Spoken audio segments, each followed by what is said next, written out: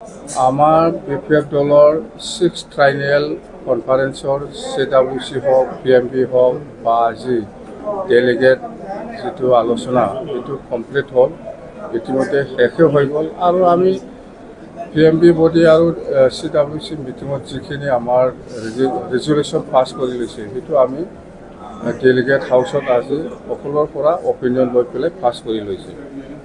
তো এই 2025 আগন্তুক 2025 BTC নিৰ্বাচনটো ভিত্তি কৰি পেলাই আমি কিছুমান সমস্যাৰ ওপৰত ডিচিশ্যন লোৱা হৈছে। যদি চৰকাৰ আহে তেতিয়াহ'লে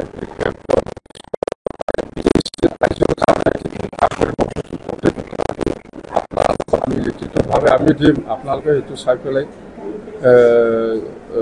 ক'ব পাৰিব যে বিশেষকৈ যেহেতু বিপিএফ দলে সকলো জাতি জনগোষ্ঠীক লৈ পেলাই দল কৰিছে, সেই হিচাপত সকলো জাতি জনগোষ্ঠীকে সমানে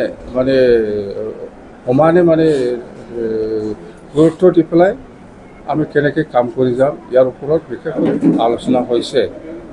কোচ ৰাজবংশী বা আদিবাসীসকলৰ জনজাতিকৰণৰ কথা, গোৰ্খাসকলৰ প্ৰটেক্টেড ক্লাছ স্বীকৃতি দিয়াৰ কথা, এইবিলাক স্পষ্ট ভাইচ আৰু তামোলপুৰ বাকী ৰাইজৰ কাৰণে আমি ওদালগুৰিত এটা মিনি ছেক্ৰেটাৰিয়েট আমি বনাম, সেইবিলাক আমি ডিচিশ্যন লৈছে।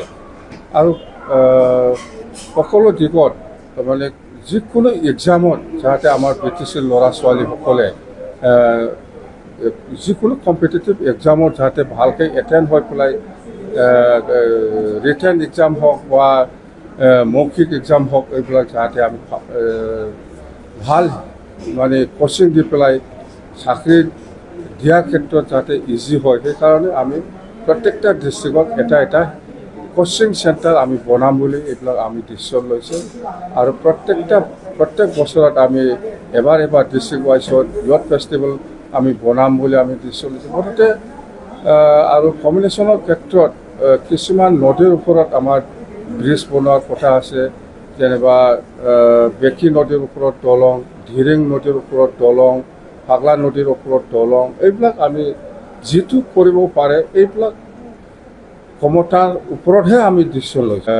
ভৈৰৱকুণ্ডৰ পৰা জমদুৱাৰলৈকে যিটো নতুন নেশ্যনেল হাইৱে সেইটো আমাৰ দিনতে ছাৰ্ভে কৰা হৈছে, এতিয়াও কমপ্লিট হোৱা নাই। আমি এইবাৰ চৰকাৰত আহিলে আকৌ আমি ৰিভাইভ কৰিম আৰু এইটো আমি বনাম। যেনিবা কোকৰাঝাৰৰ পৰা গেলেমপুৰ যোৱা যিটো ট্ৰেইন সেইটো আমাৰ দিনতে চুক্তিৰ সময়তে আলোচনা কৰি পেলাই আমি প্ৰপ'জাল দিয়া, এইবিলাক এতিয়া একটা পিছত একটা হৈ আছে। ৰূপসী এয়াৰপৰ্ট আপোনালোকে দেখিছে, এইবিলাক হৈ গ'ল। মুঠতে এনেকুৱা আমাৰ আৰু ৰঙিয়াৰ পৰা চান্দুপজোখালৈকে যোৱা এটা ট্ৰেইন কানেকশ্যন সেইটোও আমি প্ৰপ'জাল দিয়া হৈছে, আজি হোৱা নাই, নিশ্চয় এটা সময়ত হ'ব। মুঠতে আমি এডুকেশ্যনৰ ছাইডত হওক, এগ্ৰিকালচাৰ ছাইডত হওক বা টুৰিজিমৰ ক্ষেত্ৰতে হওক, সকলো দিশটো যিটো কৰিব পাৰে BTCৰ দ্বাৰা দি BTCৰ পাৱাৰ ফাংচনেদি সেইটোহে আমি ডিচিশ্যন লৈছোঁ। যেনে মাটিৰ পাট্টা দিয়া, সেইটো ছাৰ্ভে কৰি পেলাই আমি সকলো জাতি জনগোষ্ঠীৰ লগত বহুত মানুহৰ লগত মাটিৰ পাট্টা নাই, সেইটো আমি দিম, এইবিলাক আমি ডিচিশ্যন লৈছোঁ। মুঠতে আপোনালোকক আমি PMB আৰু CWCৰ যিখিনি ডিচিশ্যন লৈছে এইটো আপোনালোকে অলপ পিছতে ৰিটেন কিবা কপিটো আপোনালোকে পাই যাব, সেইটো লৈ পেলাই প্ৰচাৰ কৰিলে হ'ল। থেংক ইউ, ধন্যবাদ। BTC নিৰ্বাচনত আপোনালোকৰ যদি আপোনালোকে প্ৰকাশ কৰিছে যে মিত্ৰতা নহয়, মিত্ৰতাৰ সম্ভাৱনা আছে নেকি? মিত্ৰতাটো মুঠতে আমি BPF কাৰো লগত মিত্ৰতা নকৰিব, আমি BPF দলে স্পষ্ট। কোনোবা দলে যদি কাৰোবাৰ লগত মিত্ৰতা হয় এইটো আমাক ক'ব লগা একো নাই। মুঠতে BPF কাৰোবাৰ লগত মিত্ৰতা নকৰি পেলাই নিৰ্বাচন খেলিব স্পষ্ট। আৰু আমি যিটো জানো আজিৰ দিনত যিটো শুনি আছোঁ, BJPও কাৰো লগত মিত্ৰতা নকৰি পেলাই নিৰ্বাচন খেলিব বুলিহে আমি শুনি আছোঁ ফিল্ডত। আমাৰ বহুত লাভালাভ হ'ব, আৰু আমি আজি ডেলিগেটৰ পৰা ডিষ্ট্ৰিক্ট কমিটিৰ পৰা যিখিনি অপিনিয়ন লৈ আছে, আমি চৰকাৰ অলৰেডি বনালে আৰু চৰকাৰ হোৱাৰ পিছত কি কাম কৰিব সেইটোৱে আমি আপোনালোকক আমি জনাই দিছোঁ। প্ৰমোদ বড়ো যিহেতু শাসনত আছে, কেনেধৰণৰ প্ৰত্যাহ্বান হ'ব পাৰে?